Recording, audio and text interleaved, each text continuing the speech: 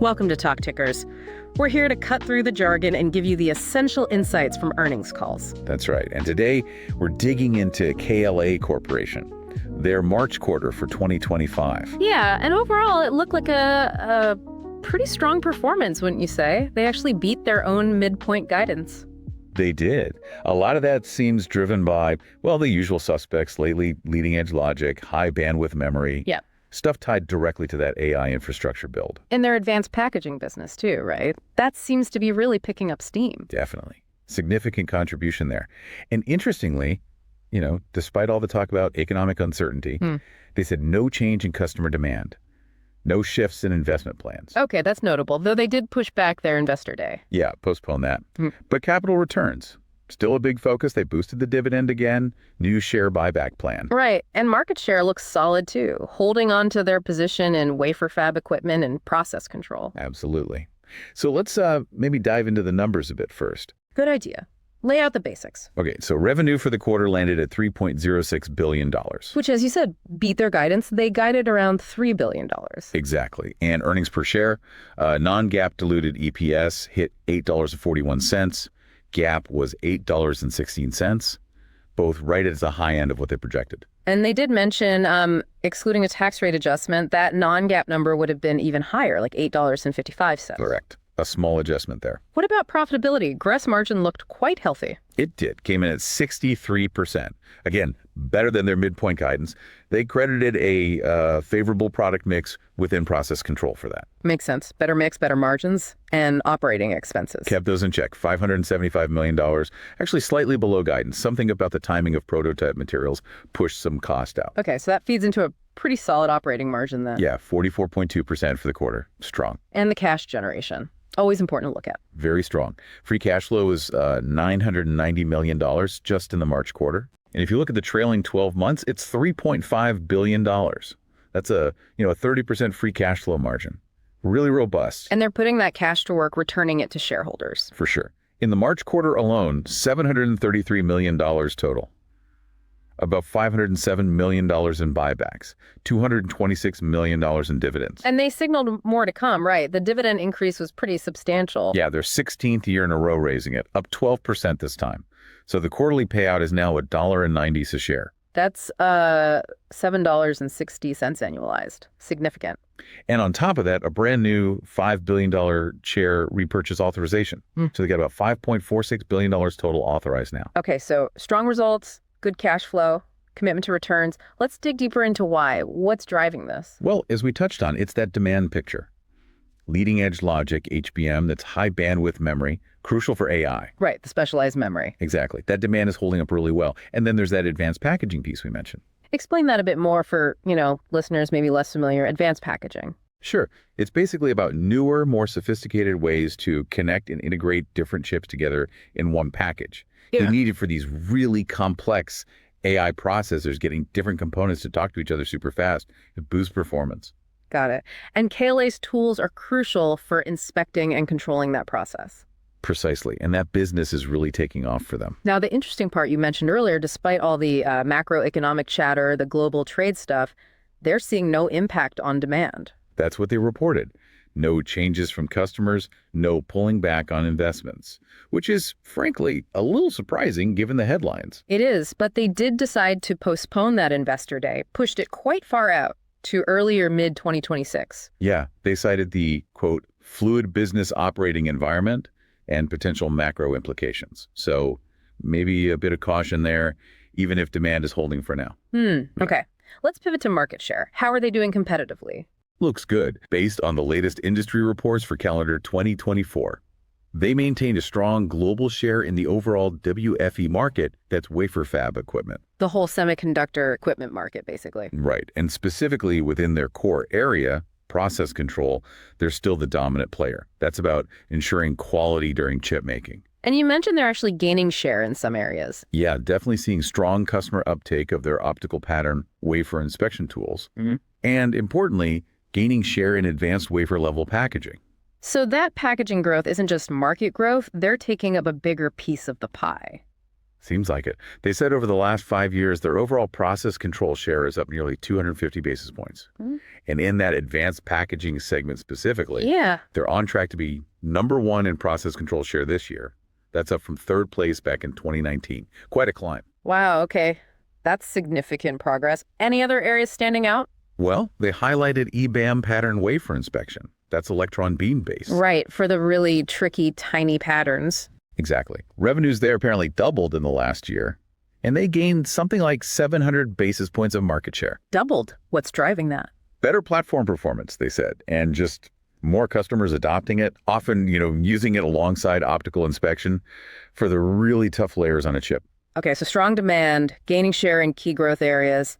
That explains that impressive 30% year-over-year revenue jump for the quarter. It really does. Driven by that leading-edge logic and HBM investment. And AI is the common thread through all of this, isn't it? It seems to be. Driving complexity, faster cycles, more wafers, more packaging. All things that require more process control, which benefits KLA directly. And that advanced packaging business, you gave the numbers earlier, over $500 million last year, aiming for over $850 million this year. That's a serious growth engine. Absolutely. And even their services business, which is, usually steadier. Supporting the installed base of tools. Right. That grew too. $669 million in the quarter. Modest sequential growth, but up 13% year over year. And that's despite new export controls hitting late last year. Yeah, they mentioned that impact. Still 52 straight quarters of year-over-year growth for services. Pretty remarkable consistency. They're now guiding for about 10% service growth for the full year. Okay, let's broaden the view. What about the overall industry outlook, the WFE market? They're sticking with the general industry view for 2025, expecting mid-single-digit percentage growth from that 2024 level, which was around $99 to $100 billion. And what's fueling that growth? Still leading edge, foundry, logic, and memory, especially for AI and premium mobile devices, though they do expect somewhat lower demand from China to partially offset that. But KLA thinks they can do better than the overall market. Yeah, they sounded quite confident they'll outperform that mid-single-digit WFE growth number. Okay, so what are they guiding for the next quarter, the June quarter? All right, June quarter guidance. Total revenue, $3.075 billion, give or take $150 million. So pretty flat sequentially at the midpoint. And the mix within semiconductors.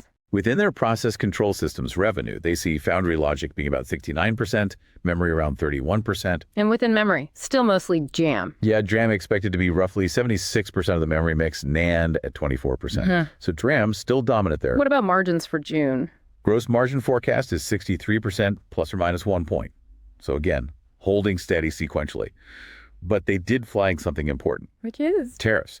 They're estimating about 100 basis point headwind per quarter from global tariffs for the rest of the year, assuming revenue stays stable. Ah, okay, so that's baked into the 63% guidance for June. Seems so. And for the full year, because of that ongoing headwind, they're guiding gross margin to roughly 62.5% plus or minus 50 basis points. Got it. And taxes, any changes there? Effective tax rate for June expected around 13.5%. But then it's likely ticking up to about 14% starting in the September quarter. That's due to adopting the global Pillar 2 taxation rules. Okay, and the bottom line, EPS guidance for June. GAAP diluted EPS projected at $8.28 plus or minus 78 cents. Non-GAAP expected at $8.53, also plus or minus here 278 cents. So pretty similar earnings power quarter over quarter expected. Let's circle back to those tariffs. How exactly are they impacting the business? It's mainly a hit to gross margin, as they said. It affects the service business quite a bit because they have these long-term contracts, especially in places like China, where there are reciprocal tariffs. They have to import parts to service the tools there. Right, parts get tariffed, eats into the service margin. Exactly. And it also affects components they bring into their own factories in the U.S. They're looking at ways around it, seeking exemptions, maybe changing processes. Longer-term pricing adjustments, maybe? Yeah, they mentioned considering that, too. It's an ongoing headwind they're trying to manage. What about China revenue overall? It's been a big part of their business. It has. It was about 26% of revenue in the March quarter. For the full year, 2025, they're expecting it to be around 30%. Wait, 30% for the full year? But that implies Yeah, it implies a pretty significant year-over-year decrease in their China revenue, something like 15-20%, partially due to those U.S. export controls. They're still estimating the hit from those controls at around $500 million for the year, give or take $100 million. So China revenue dropping, but still a significant chunk overall. What are they hearing from customers more broadly? You mentioned AI demand is strong. Yeah, the feedback seems consistent. Customers are still investing heavily in AI infrastructure.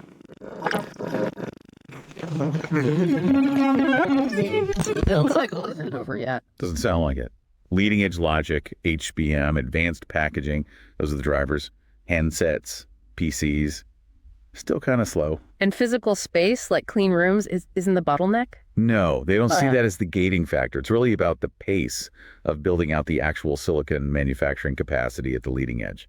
It's interesting they raised the full year gross margin guide slightly, even with those tariff headwinds you mentioned. How do they explain that? Good question. They pointed to a few things. One, that favorable product mix we talked about, selling more high-value stuff.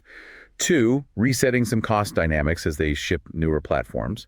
And three, getting some early benefits from scale in that fast-growing advanced packaging business. Okay, so mix and efficiency gains are offsetting the tariffs, at least partially. Seems to be the story. Though sequentially, from March to the June guidance, margin is flat.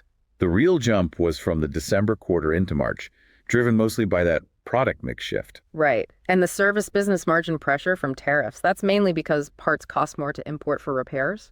Yeah, basically. Their service revenue is very contract heavy, so they can't just immediately pass on those higher imported part costs everywhere.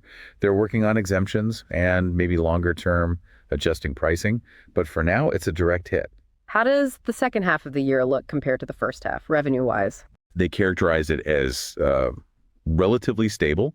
Maybe memory ticks up a little bit, foundry logic might dip slightly, but overall the semiconductor customer mix looks pretty consistent, first half versus second half. And the momentum in advanced packaging, still strong. Very strong, they said, mostly in what's called co-packaging, integrating multiple chiplets.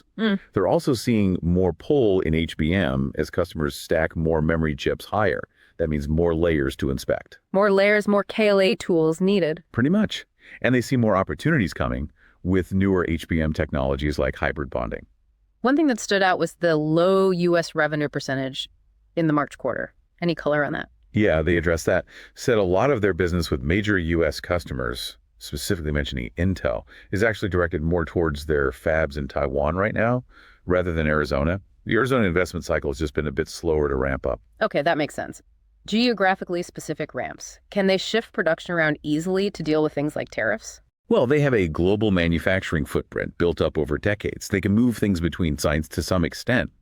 But they cautioned that getting fully duplicative capability everywhere to completely shield from regional issues like tariffs, that would be a huge long-term investment. Not easily done. Right. What about future technology nodes, like the move to N2, the 2-nanometer generation? Outlook there sounds strong. Good investment expected this year, continuing into next year, expecting significant increases in wafer start capacity for N2. And the next big lithography shift, high-NA EUV, how does that impact KLA?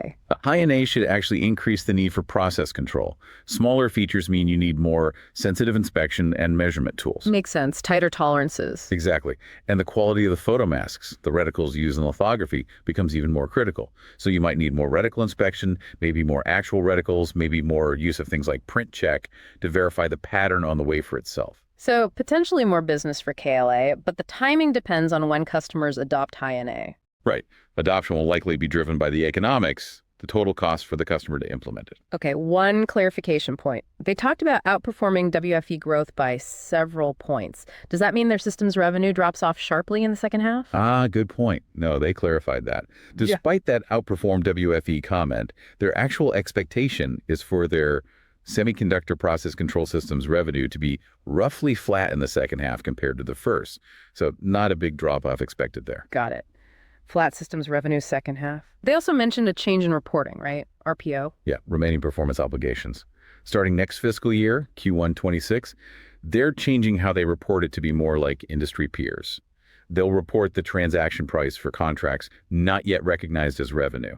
Right now, definitions vary a lot, making comparisons hard. They'll still report their actual backlog balance once a year in the 10K. Okay, final point from the deep dive, but this shift to high volume manufacturing, HVM, Why is that increasingly important? Well, as chip designs get more complex and customers are running more varied products at these advanced nodes, managing yield becomes critical. So, process control isn't just for development anymore. It's being used much more intensively right in the production line than it used to be. That's a big driver for KLA. More complexity, more variability, more need for control in the factory. Makes sense. Exactly. All right, that was a thorough deep dive. Let's shift gears slightly. It's time for our segment, This is Not Financial Advice, Outrageous but Plausible Trade Idea. Always fun. What have you got cooking this time based on KLA? Okay, so KLA is clearly benefiting massively from advanced packaging, right? And AI infrastructure growth seems undeniable. So here's the idea. Go long on companies supplying the materials and interconnects for advanced packaging. Interesting angle. Not KLA itself, but the ecosystem around packaging. Exactly. Think advanced substrates, special polymers, high-density connectors. The companies providing the physical building blocks for these complex packages, they ride that same AI and packaging wave. Okay, that's alongside. What's the hedge? The plausible, but maybe outrageous. Short. Consider shorting some of the more, let's say, legacy semiconductor equipment makers. Companies with maybe less direct exposure to the cutting edge of advanced packaging. The thinking being. The thinking is that capital expenditure within the semi-industry might increasingly shift towards advanced packaging capabilities. So the companies enabling that directly benefit, while those focused on older tech or less critical parts of the packaging flow might face headwinds or slower growth. So, betting on a reallocation of capital spend within the equipment space driven by AI packaging needs. Precisely. Capitalizes on the clear packaging momentum, hedges against potential slower growth in other segments. Plausible, maybe. Outrageous. A little.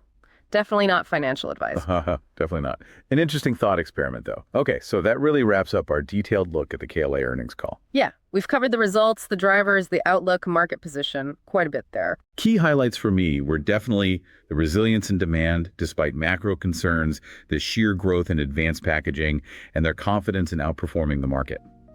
The tariff impact is something to watch, though. Agreed. What stood out to you listening in? How are you thinking about advanced packaging? About those trade uncertainties? As always, keep digging and do your own research. Our goal here isn't just to read you headlines, it's to give you that deeper context, that understanding you need to navigate these complex markets. We hope this deep dive was helpful. Join us next time on TalkTickers for another breakdown of a crucial earnings call. Until then, keep your analysis sharp.